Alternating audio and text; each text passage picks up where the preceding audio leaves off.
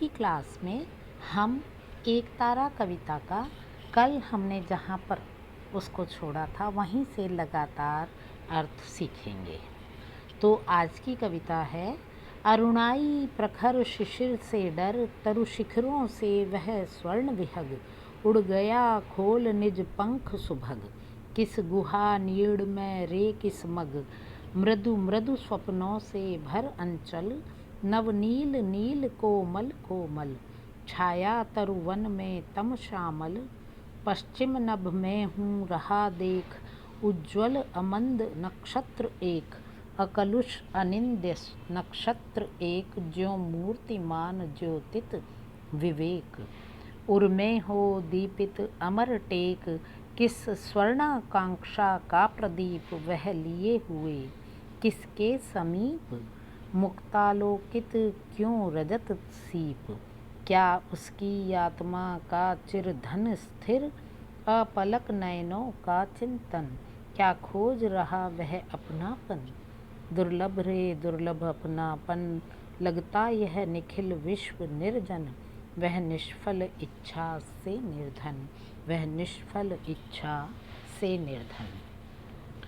तो ये तो है आज की कविता और अब हम इसका अर्थ सीखेंगे। कवि कहते हैं कि सूर्यास्त के पूर्व का दृश्य याद करते हुए आश्चर्य होता है और अपने ही मन से कवि प्रश्न करते हैं कि अभी कुछ समय पूर्व जो सूर्य वृक्षों की चोटियों पर अपनी स्वर्ण आभा को बिखेर रहा था, अपने सुंदर पंखों को खोल करके वह न जाने अब किस मार्ग से किसी गुफा अथवा घोंसले में चला गया है, किस मग किस रास्ते से किसी गुफा या किसी घोंसले में चला गया है। सूर्यास्त से पूर्व सूर्य की किरणों का प्रकाश ऊंची ऊंची अट्टालिकाओं, पर्वत शिखरों या वृक्षों के शिखरों पर पड़ता है। कवि ने उस स्वर्णिम आभा के छुप जाने पर ये जिज्ञासा प्रकट की है। अब चारों ओर प्रकृति के कण कण में नीला नीला कोमल श्यामल अंधेरा छा गया है। पश्चिमी आकाश में कवि कहते हैं कि मैं देख रहा हूँ कि पश्चिमी आकाश में चारों ओर कोमल नीला अंधकार व्याप्त था और संध्या की इस वेला में एक अत्यंत प्रकाशवान उज्जवल छवि के समान नक्षत्र दिखाई देता है।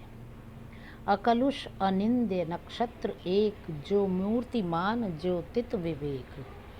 कवि कह रहे हैं कि ये जो नक्षत्र है उसमें कहीं भी किसी प्रकार की ना तो मलिनता है और ना कोई विकार है,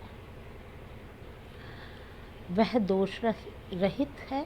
और ये दोष रहित नक्षत्र ऐसा लगता है जैसे शुद्ध सात्विक ज्ञान ही अपने सात्विक प्रकाश में हमारे सामने साकार हो गया हो। कवि कहते हैं कि इस संध्याकालीन वेला में सूर्य का सौंदर्य और प्रकाश इतना स्वाभाविक और आकर्षक था जैसे किसी अमिट आकांक्षा की पूर्ति से पूरित हृदय की आभा चेहरे पे आ जाती है, ऐसे ही इस सूर्य की आभा चारों ओर फैली हुई थी। अंधकार में नक्षत्र की शोभा ऐसी है जैसे सीप में मोती की चमक। इसके आगे कवि कहते हैं कि अपने आप से ही प्रश्न करते हैं, कहते तो क्या हैं, अपने आप से प्रश्न करते हैं कि ये किस महत्वाकांक्षा का दीपक किसके समक्ष अपनी भावों की अभिव्यक्ति के लिए जल रहा है। जिस व्यक्ति में कुछ आकांक्षा बलवती हैं उसे अपने तक सीमित रखना लाभकारी नहीं होता।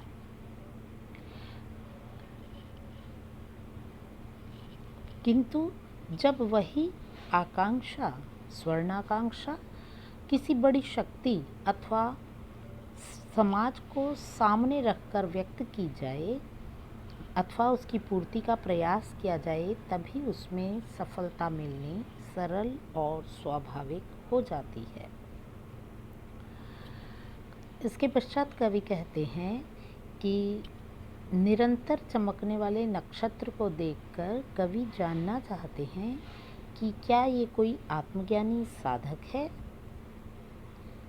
जो अपने अपलक नेत्रों से मन, बुद्धि और शरीर को एक ही लक्ष्य में स्थिर करके अपने धन और परम तत्व के चिंतन में तल्लीन है। ऐसा लगता है कि कोई अपनेपन की वास्तविकता को मानो खोज रहा हो। वैसे तो अपनापन और आत्मज्ञान दुर्लभ है। इसके लिए मनुष्य को अनेक प्रकार के संयम, संस्कार और साधना की कठिनाइयों को सहना पड़ता है। और जब कोई व्यक्ति आत्मज्ञान की प्राप्ति के लिए कटिबद्ध हो जाता है तो संपूर्ण संसार नीरव, निर्जन और इच्छा शून्य हो जाता है।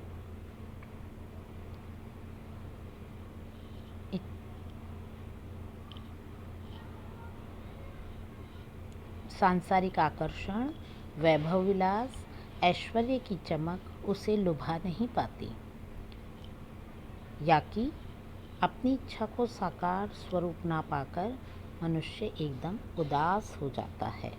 इस प्रकार आकाश में अकेले चमकने वाले नक्षत्र में कवि ने तन्मय साधक तथा उदास, असफल और निराश मनुष्य दोनों की ही झलक देखी है। तो ये था आज के इस काव्यांश का सार। अभी कविता लगभग 2 चैप्टर में और चलेगी, तो इसके बाद में हम इसका अगला भाग पढ़ेंगे। इस दौरान अगर कोई समस्या आपके सामने हो या कुछ प्रश्न हो तो मुझसे संपर्क कभी भी किया जा सकता है।